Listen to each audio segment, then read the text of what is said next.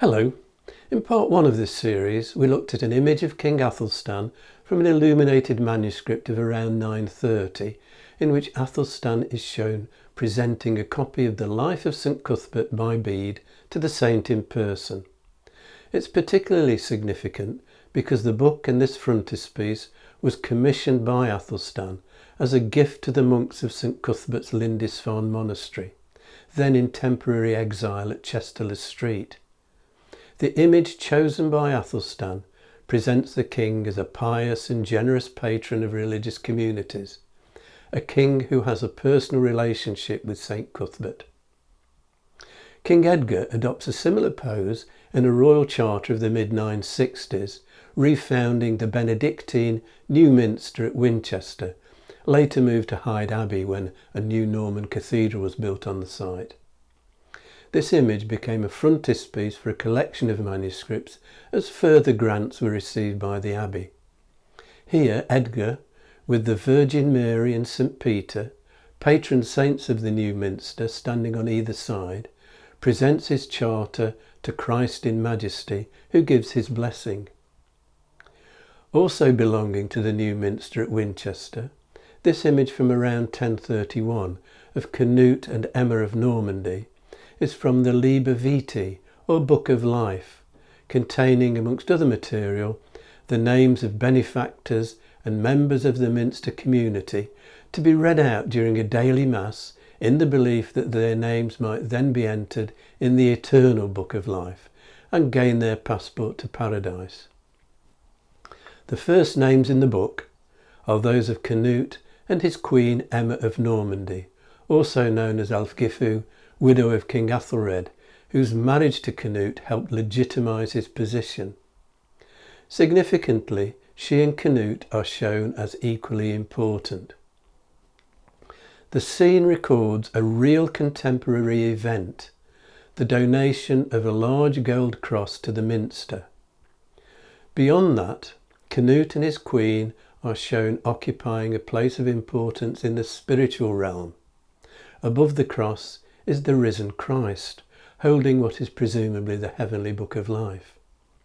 The Virgin Mary and St Peter look on as an angel hands Emma a veil, symbol of virtue and humility, while another angel crowns Canute, confirmation of his divine right to the throne. Below, in arches, the monks of the new minster represent the earthly hierarchy, praying, we assume, for those named in their Liber Vitae.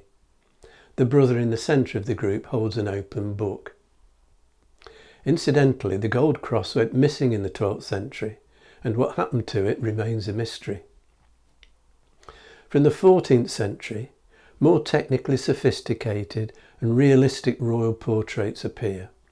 This is the Wilton diptych, now in the National Gallery, a portable folding altarpiece commissioned for the private devotions of Richard II in the mid-1390s.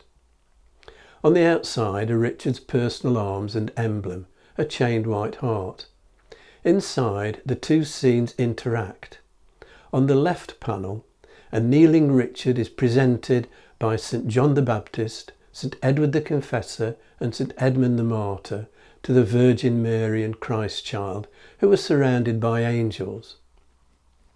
An angel deliberately placed between the Christ child and Richard holds a pennant with the cross of St George, promoted as patron saint of England from the time of Edward III.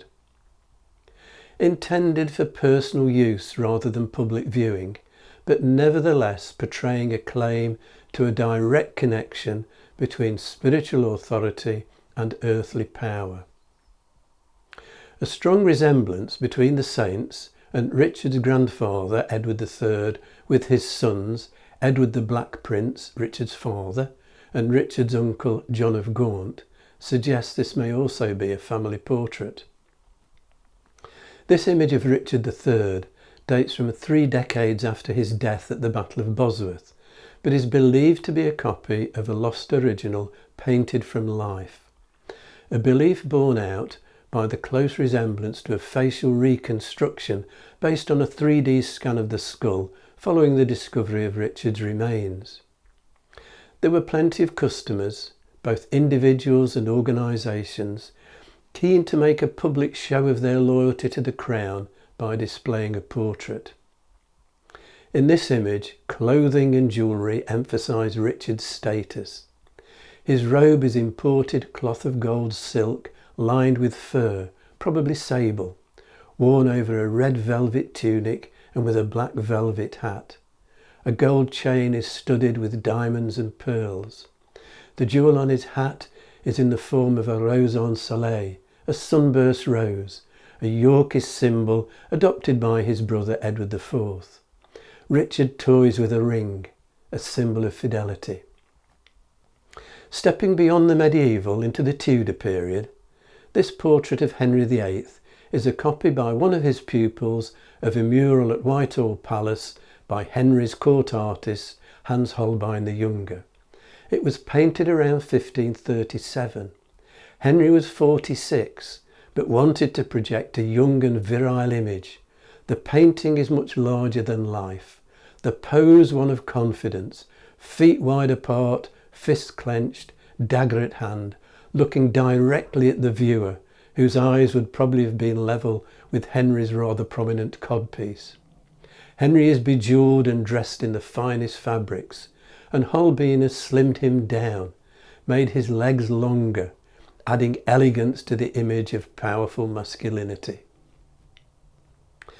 Next time, I'm going to consider that ultimate architectural instrument of control and symbol of medieval power and authority, the castle. If you've enjoyed this video, hit the like and subscribe buttons and click on the notification bell to be informed when the next video is available, or you can subscribe by clicking on the rose window over my shoulder.